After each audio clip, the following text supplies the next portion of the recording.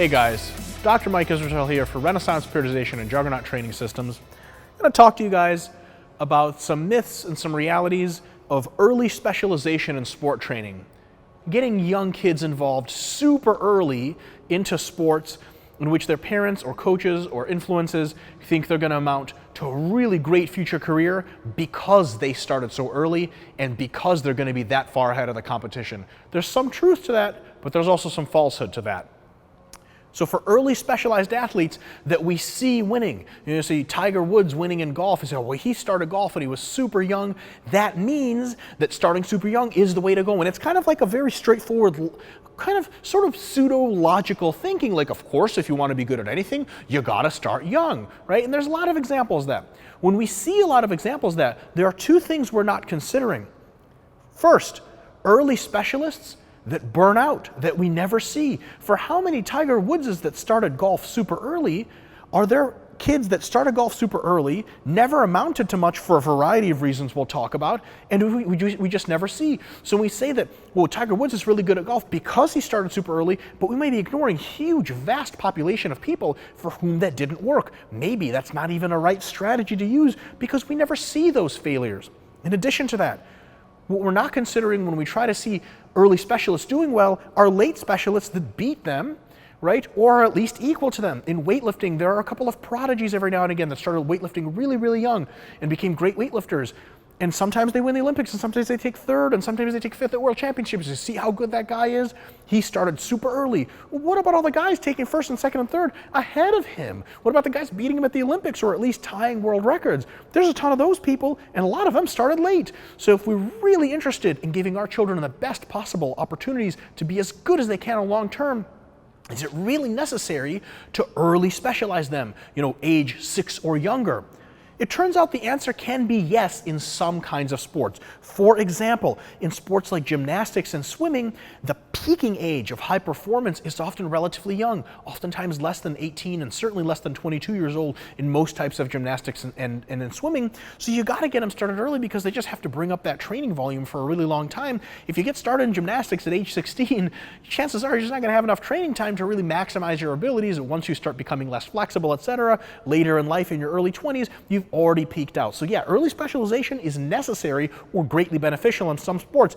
In other sports, it's not nearly so greatly beneficial and possibly detrimental in some circumstances. With team sports and strength sports, for example, there's by no means clear that starting early is a very good idea, and there's some very good arguments against that. Here are some risks.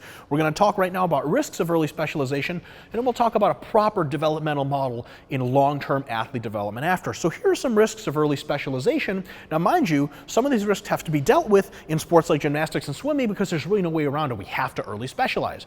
But here are the risks, just to be straightforward, so we can mitigate them at the very least or avoid early specialization where we don't need it.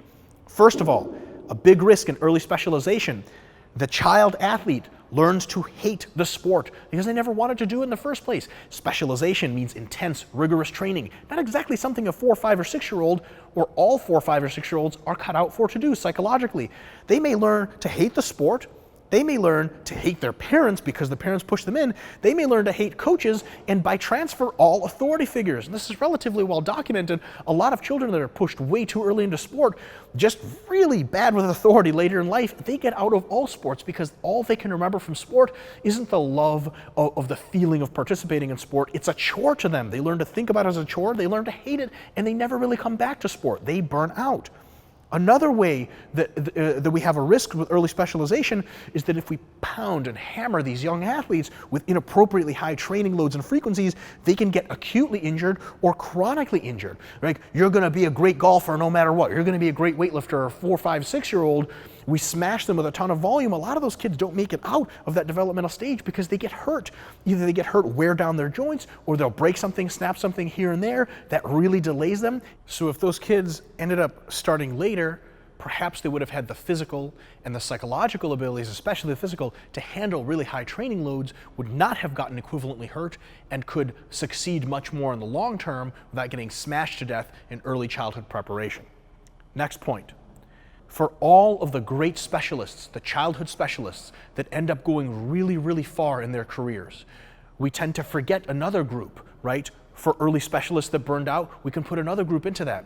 Folks that were early specialists that spent their childhood, instead of having sleepover parties and eating birthday cake and running around the neighborhood crazy, covered in mud, fighting with sticks, whatever most kids do, instead of doing that, they were doing specialist camps for wrestling or football or weightlifting.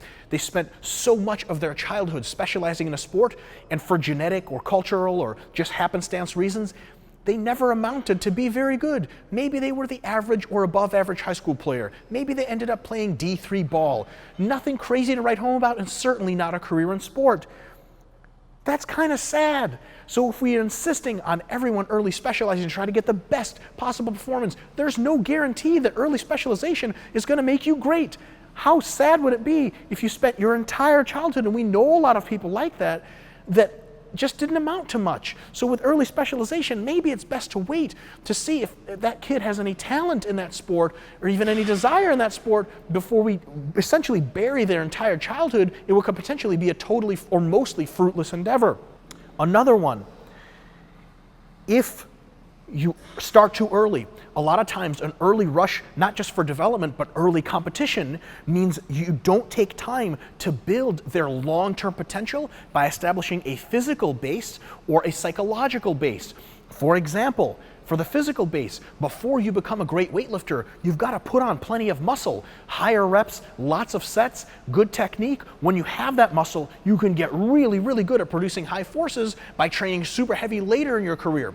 But if you're a child early specialist and you do it wrong, you compete way too much early, you're always training heavy, you may never build that huge volume of muscle mass and that physical base to get really good later. So you could be a really awesome junior competitor and not amount much in the seniors. You maybe even win the Junior Olympics, but you don't win the Senior Olympics because you never took time to establish that base.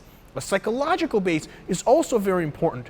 One of the most important things about a psychological base is establishing a love, a desire, an addiction to training. That means that when you're a kid, training should be associated with, it should be fun. But if you go right into thick and heavy competition, there's no time for fun. We've got to win. You don't establish that psychological base. So when a child reaches 18, they're now an independent adult, and you say, hey, you want to still weightlift? They're like, and they just might not give it their all. They might not do the little things outside of their sport practice that make them great because they never developed a passion for their sport. Rushing in, specializing too early, especially wrong, has those big chances with it. Last one, last risk, the big risk that we'll talk about today is another kind of really big tragedy. If the parents decide, or if the coaches decide what junior is going to specialize in, it might not even be what they're best genetically able to do, or their passions, where those passions lie. So for example, if we specialize someone in American football really early, because they're going to make the big bucks, they get to the lower level, D1 level, at the highest level of development, they never play pro, they end up having a good career in computer science or engineering or something else, but they spent this huge volume of childhood getting good at a sport they were never going to be the best at.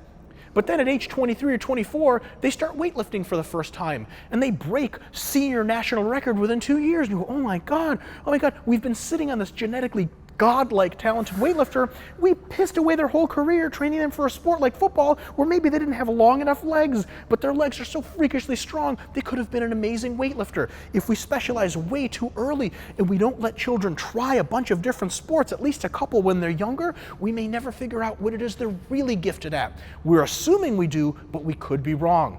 So that all taken into effect leads us into the following. How do we specialize early, or how do we have a long-term athlete development plan to make sure that we mitigate these risks and get the best possible results? So what is the proper sequence of sport development to make sure that we're taking children from their developmental stages all the way into the best chance of being really competitive athletes in adulthood, and of course taking their psychology into account? Well, this is a really average, super rough guide, but these numbers can be fudged just a little bit depending on the sport, sometimes a lot. This is a really good place to start just to generate some general ideas about a proper sequence in sport training. First phase, up until 6 years old, unorganized play is the best way to develop physical and psychological qualities for sport. Just let kids play, leave them alone, no golf swings, no tennis swings, unless you have really, really big plans or really for sure you're working with a really high-level coach, probably not a time to do anything organized, and that actually does set up children for long-term development, usually in the best possible format. Next, between ages 6 or 10, on average, there's a big range, anywhere from 6 to 10 years old, you get kids into semi-organized play, maybe involving a coach or some kind of camp counselor, in which they practice through really fun methods, not totally organized, running, jumping, swimming, and just general movement, right? There's a lot of stuff on YouTube now and on websites about movement, about the ability to be in touch with your body. The interesting thing is that stuff doesn't work that well for adults, right? Usually for adults, strength training and general exercise works better to develop movement abilities, but for children who are literally learning their bodies, that stuff comes in really handy. Push-ups, pull-ups, sit-ups, jumping around, moving, running, just that general stuff, getting kids active in a semi-structured way gives them the best opportunities to learn to use their bodies for maximum effect later on.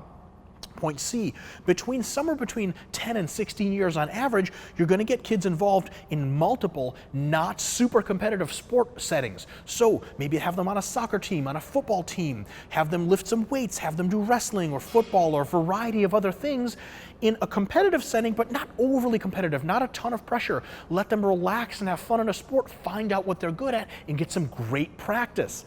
After that, anywhere from 12 to 16 years, depending on the sport, depending on the maturity of the child, depending on their discovery of their passions and their talents, you can get into full or semi-specialization. Maybe they do two or three sports, or maybe just one big sport and maybe some other hobbies. That's when you get into the real serious business of training more like an adult. So we're easing in through this whole process to make sure that long-term our child athletes get the best chance to be physically properly developed, psychologically properly developed, and as good as they can be. Thanks so much for tuning in. Dr. Mike Israetel for Renaissance Periodization and Juggernaut Training Systems.